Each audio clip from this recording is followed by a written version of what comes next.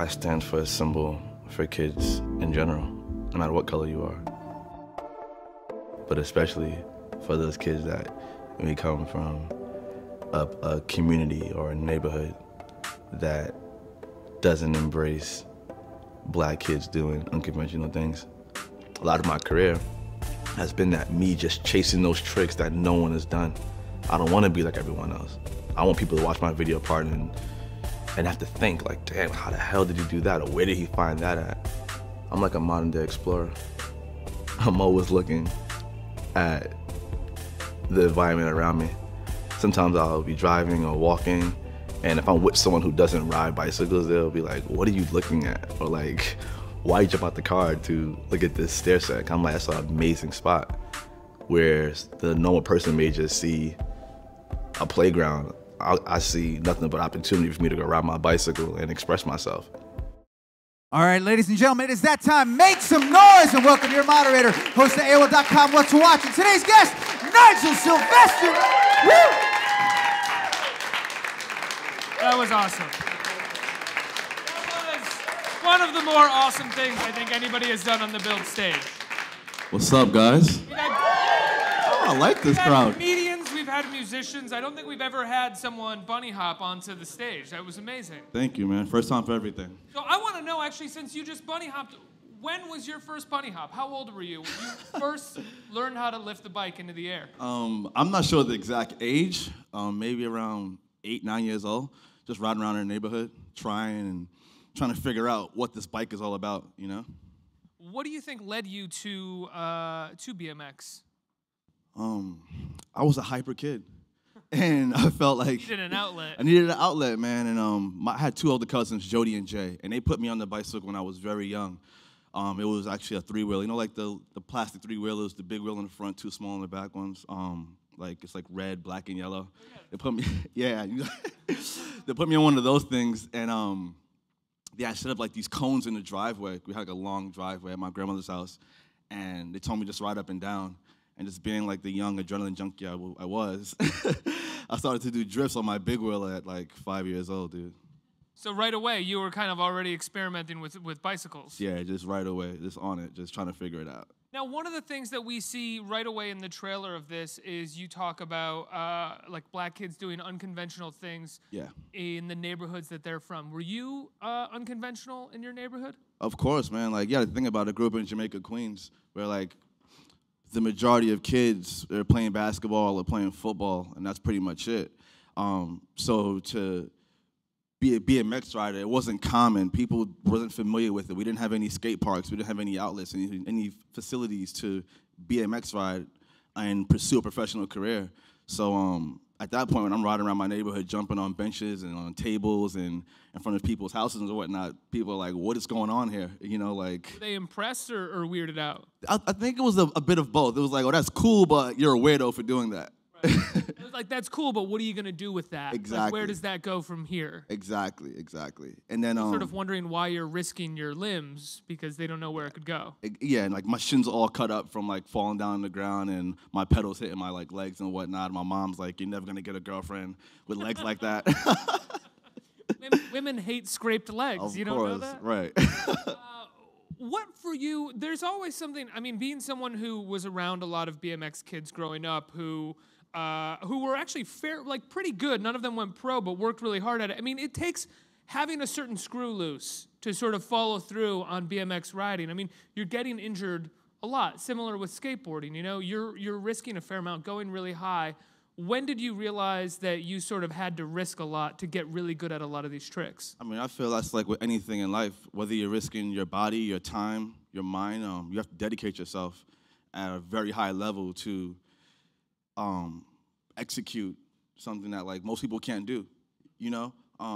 It's similar to football or basketball. When you think about football, right, when you have 11 guys like trying to tackle you and like get this ball from you, or you have, for example, a basketball player like on a fast break, like charging at the rim, like there's this level of difficulty and sacrifice of the body that you have to put in. It's the same thing with like bike riding.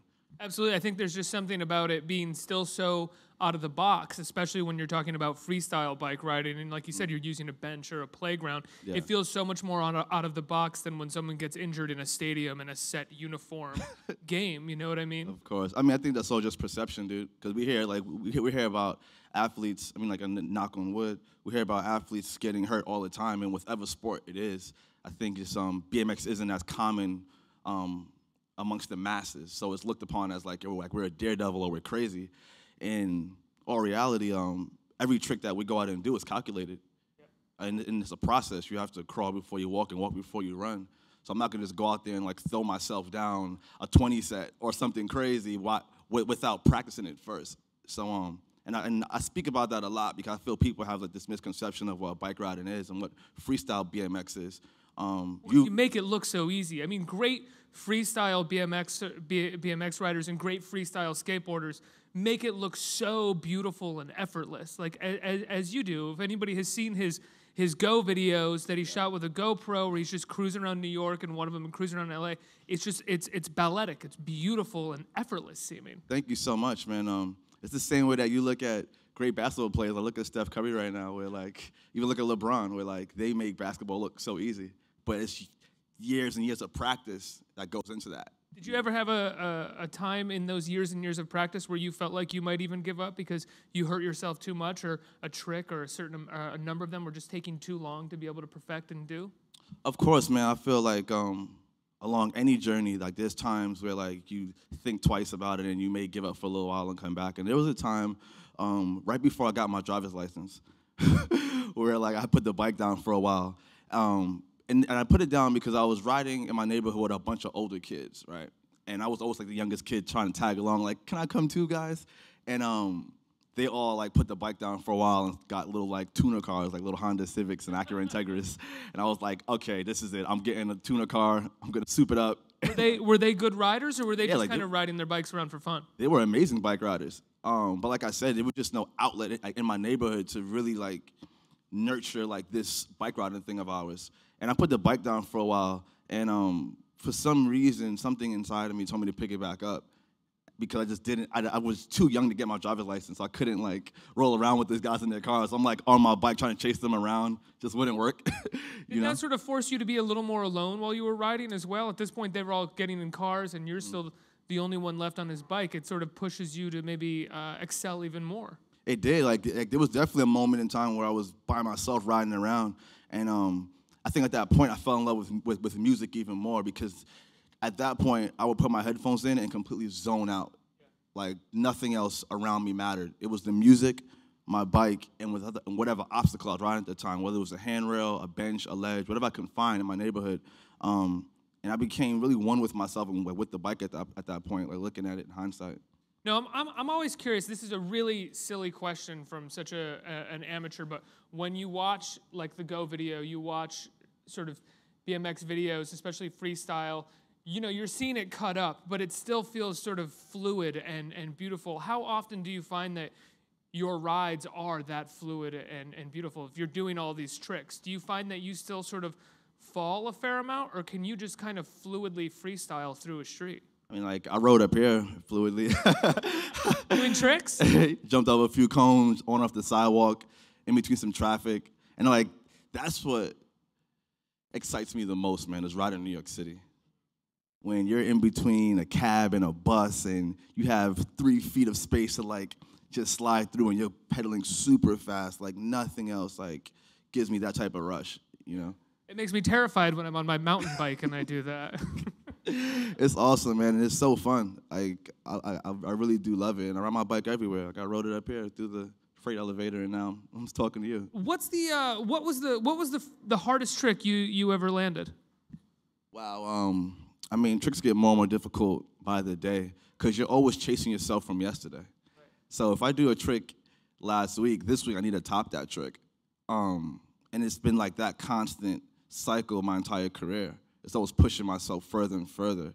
You have to be very self-motivated when you're in a sport like BMX because different to traditional stick and ball sports, there's no team. It's you and the bicycle, and that's it. Of course, you have friends that ride and stuff, but the majority of the time, it's just you and the bicycle. You know, but like you're able to find like that place and to like curate from.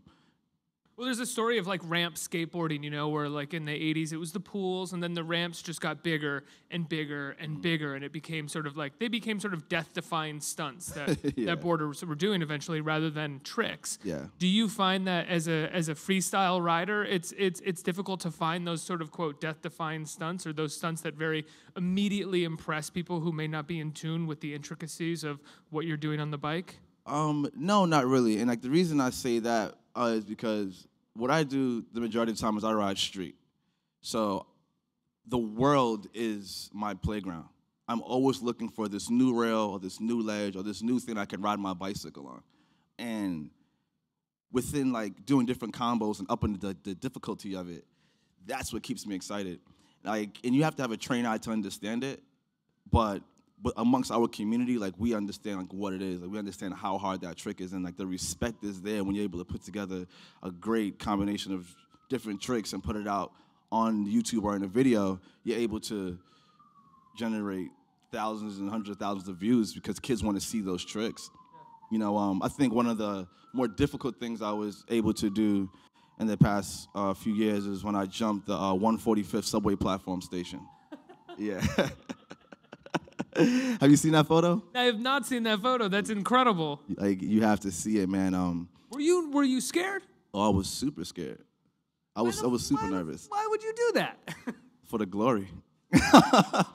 For the love, man. You got to see that photo, man. So pretty much, my friend 32 Witness and I, he's a photographer from here in New York City. We're working on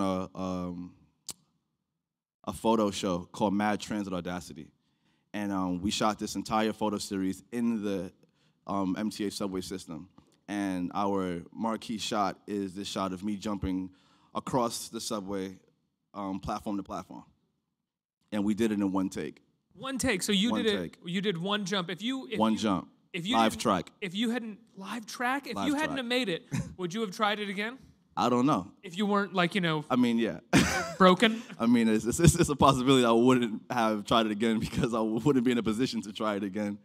What sort of safety measures did you have around you when you did it? Did you have people ready to pull you off the track in case you went down? No.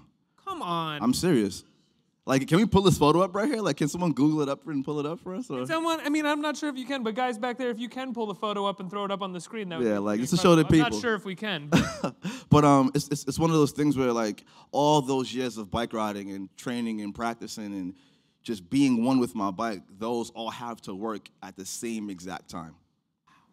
And like I said, like, it's a rush like no other. As you've sort of made a certain amount of fame for yourself as a BMX rider, you're a professional rider at this point. You're sponsored. You millions of views on YouTube, and you got the show right now with VICE on go90 that is your autobiography, and a lot of what you talk about, as we saw in the trailer, is being an unconventional black kid from a predominantly black neighborhood. Do you feel a certain amount of responsibility to tell that story for other kids to hear so that they can be unconventional, so that they can draw inspiration from you? Of course. Like I said, like growing up in my neighborhood, there weren't many examples of people doing things that were outside the box. You have to think about it too, man, where like I'm going to high school, right? And I'm wearing skate shoes. And like this is before it was cool. So people are looking at me and calling me like a white boy and stuff like that. So you have to think about that, being a young black kid in like this neighborhood and being called a white boy. Obviously, I'm far from from that, but having like that thick skin to get through that. I want kids all over the world to understand that like there's no reason why you shouldn't follow your dreams and chase what matters to you. Did it make you chase it more? Did you ever sort of give up a little bit and then realize that you wanted to do it? Did you ever get nervous or succumb to peer pressure? No, I was very focused, and I have a great support system around me. My brother and my friends and my parents, even though they weren't too supportive of it in the beginning, as far as my parents, like my brother was always supportive of it.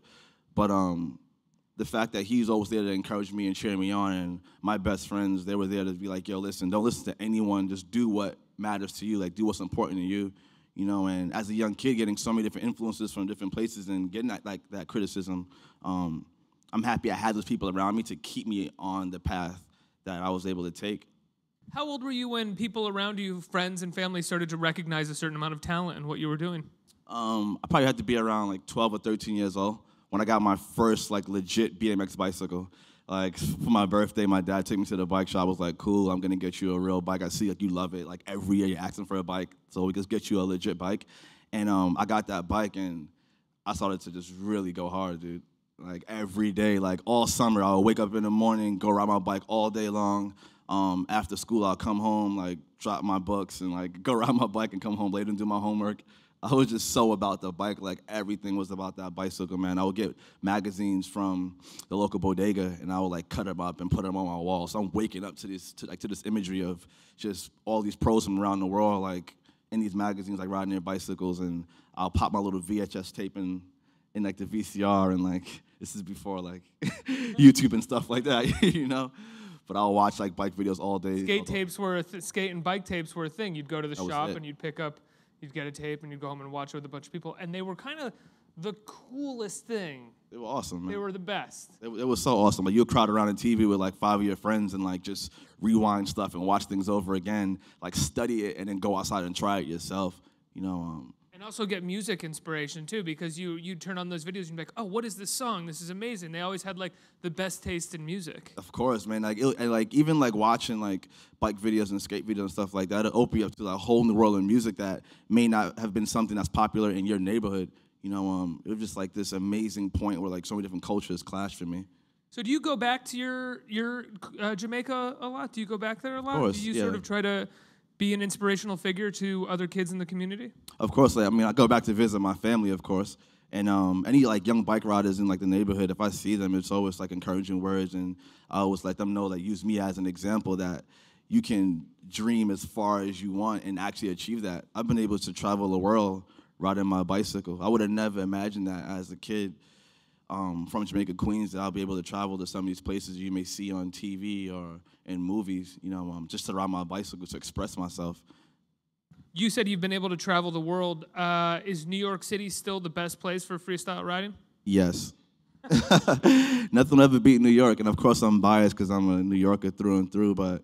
also because New York police pretty much leave BMXers alone now? Nah, they don't leave us alone, man. We still get bothered and harassed all the time, bro, but I mean, it's what we do. You think about it, man, like we go out there and we repurpose a ledge and we kind of destroy it, but at the same time we're making art. Mm-hmm. You know, that's part of it that I love, that I'm able to take something that, like I said in the video, that the normal person may just look at it as like a bench. We sit down, drink a cup of coffee, eat some lunch, whatever. I look at it as like I can go out and do one of the best tricks ever on it and feel so good about myself, you know, and share that with the world.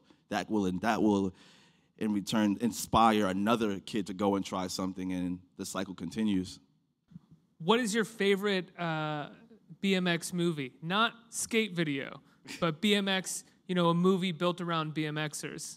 I mean, I'm rad as I'm personal. Yeah, of rad. course. I mean, like that's like the staple, of course. Like we talk about a real, like legit movie, like you're gonna speak of that, you know. But as far as Karate Kid of BMX, yeah, movies. That's what it is, and like people still reference it all the time, whether it's like a joke or remaking it in a sense, or using like the rad font and doing something like a graphic or something. You know, it's like. Has anyone ever pitched you remaking rad with you as the star? People spoke about it. I think it'd be pretty cool, man, to do something in New York, man. Like, you know, it'd be incredible. It'd be awesome. Like, I don't see why we wouldn't do it. Like, why we shouldn't. You know, we should make it happen. You do films, love right? To see that. Yeah, I'll remember to turn the camera on this. Let's make it happen. I'm going to turn over to the audience for some questions. Who has some questions here in the audience? How's it going, Nigel? What's up, bro? My name is Zebby. You talked a lot about creating an original image for yourself and encouraging people to chase their dreams. What are some of like the challenges that you face and with that goal? Wow, hearing no a lot. I've been hearing no my entire life. Like, no, you can't do that. No, it's not possible. No, you can't make this video. No, that trick is not good. No, you can't ride this spot right here because you're breaking the law and you're destroying something. But it's having that will to say, yes, I'm gonna do it. I'm gonna figure it out. You know, I've been professional for 10 years now, and I'm still hearing no, and I'm still breaking down those barriers as much as I possibly can and fighting for what I believe in, what's right, and just creating from my heart.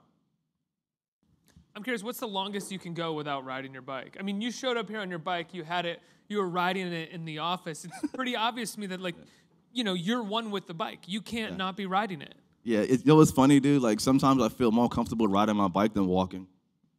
I swear. Like, for real, man, I just love the feeling it gives me. It's second to none. Yeah. I mean, you've been on it your whole life at this point. It's given you so much. You've brought so much to it. I can't imagine. Like, what's the longest you've gone? I mean, I've gone like a week or two without riding my bike. But What does that feel like? it feels weird.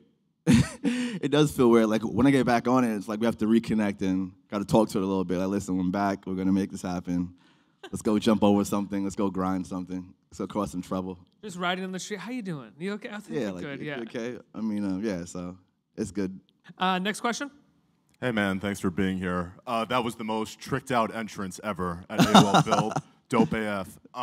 So I'm curious to know, I know a contingent of people, probably myself included, when they were younger, they just never really had the opportunity to learn how to ride a bike. Yeah. So how would you encourage, because I know at a certain point, you get to a certain age and people are like, oh, you don't know how to ride a bike. So how would you tell them it's okay to step on a bicycle and give it a shot? Because sometimes there's that fear there where it's okay, you know, there's no training wheels and it's time to go. How do you do it? Man, I would say it's all like, it's all in confidence. I said, like, you get on a bike, you go to a park, and just cruise around on it. You don't have to actually pedal, just balance yourself on it. And use it as like a confidence builder throughout your life. You know, if you can conquer, like, learn how to ride a bike, then you can go conquer anything. You know, you have to just try. Really and truly just try. What's the worst injury you've ever gotten? I always get asked this question, man, all the You can't time. not ask it. Nah, I get Extreme it. sports, you have to ask. Nah, I get it, man. I've been very blessed and very fortunate my entire life, man. Like, for Really? real. The worst injury I had was I broke my wrist on my 19th birthday. That's not that bad. I mean, you gotta imagine me being a 19-year-old kid, like, riding on a bicycle every single day, and like the middle of summer, happened to break my wrist. I can't ride for 6 weeks. I'm like, oh my God, it's like the worst thing ever for me. Well, just broke. You can ride, but you just can't fall. Yeah, I mean, you can ride around, but you can't do any tricks. I had like a big cast like up to my shoulder. Wow. Yeah, and I was like with the powder and a hanger, trying to like trying to make it a little more comfortable. But I've been very, very blessed, man. I think we have time for one more question. Question? Yeah, hi. You mentioned that you didn't have the outlets in your neighborhood as a kid. Have you ever thought of being that person that actually brings a new program to your neighborhood or something?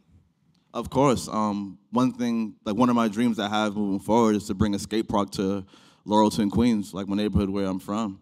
And New York City's been doing a great job with opening new skate parks and facilities for kids.